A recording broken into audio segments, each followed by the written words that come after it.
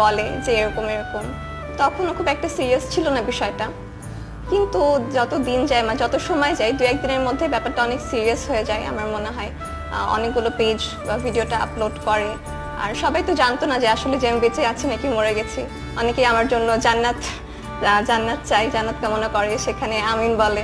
তো বিষয়টা প্রথমে যেহেতু যদিও আমি মজা হিসেবে নিয়েছি, বাট ব্যাপারটা আসলে আস্তে আস্তে সিরিয়াস হয়ে যায়, আমি মেন্টালি একটা প্রেশারের মধ্যে চলে আসি। যখন এই গুজবটি রটলো, যখন এই গুজবটি দেখলেন, যখন সামাজিক যোগাযোগ মাধ্যমে গুজবটি চারিদিকে ছড়িয়ে পড়েছে, তখন আসলে আপনার অনুভূতিটা কেমন ছিল?